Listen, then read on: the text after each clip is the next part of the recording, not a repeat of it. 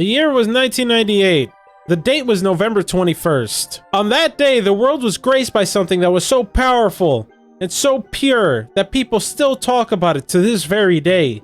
That was my britches being filled with shit because I was playing The Legend of Zelda Ocarina of Time and the Skulltolo scared the shit out of me when I was 7 years old. Anywho, I made a video 2 weeks ago called How to Banjo-Kazooie in Elden Ring. Had a lot of fun doing it. I thought, I wonder what classic N64 games I could bastardize in Elden Ring. And Ocarina of Time is arguably the most classic N64 game. Now this video is going to be half build guide, half kind of playthrough guide. In this playthrough, the major bosses are going to be the bosses that are most similar to their Ocarina of Time counterparts. If that doesn't make sense, just stick around and hopefully things will make sense by the end of the video.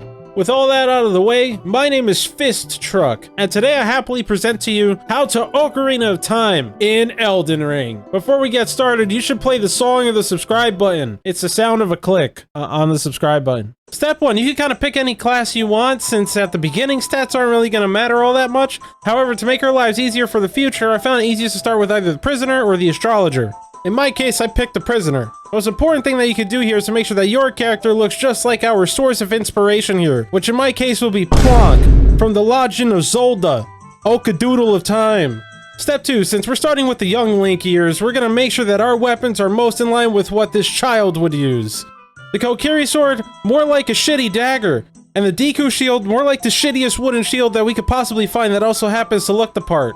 Which in this case would be the Red Thorn Round Shield, which you could buy off this merchant in the Weeping Peninsula. For extra credit points and in keeping with the source material, don't unequip the shield, and more importantly, if you get hit with fire while it is equipped, you gotta throw that shit in the trash.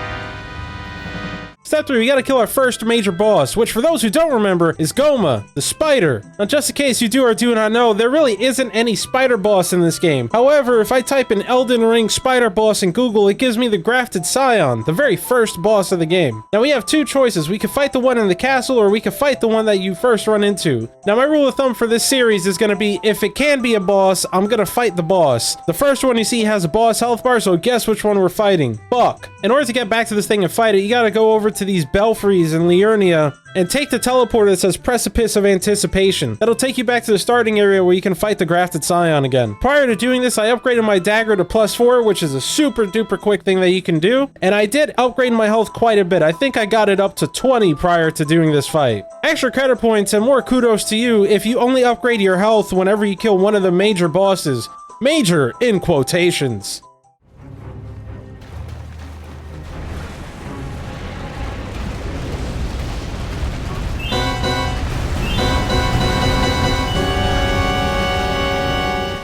Step 4, and probably the hardest step of this build, we're gonna have to go kill King Dodongo.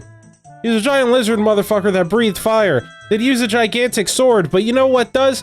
The magma worm. You can really fight any of them, however, the magma worm in the Gale Tunnel and that cliff thing that takes you to the Altus Plateau have the same amount of health. Since we'll probably have to go to the Altus Plateau in the future, might as well kill 2 birds with 1 stone and go fight that one. Prior to fighting this thing, I got my dagger to +7. However, my level stayed pretty much exactly the same as it did when I fought the spider. This is probably the most cheek-clenching moment for me in this video, as when I was fighting this thing, I ran out of healing, and I was 1 hit away from dying, but I was able to kill this motherfucker. Extra credit and more kudos to you if you can kill this thing by throwing bombs at it. I mean fire pots. Also, I did get hit by the lava while I was fighting this thing, so guess what? The shield went in the trash.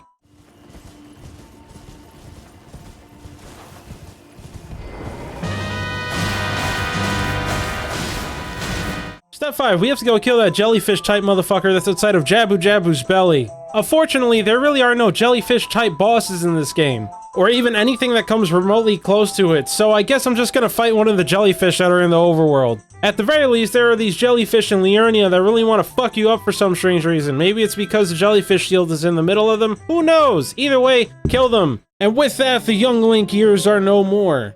And stay tuned, because next week we're going to be going to the first half of Adult Link, where we'll actually kind of have a real build going on. Aside from that, thank you so much for watching. Hope you got a kick out of this. Like, comment, subscribe, dislike, don't comment, don't subscribe, whatever it may be.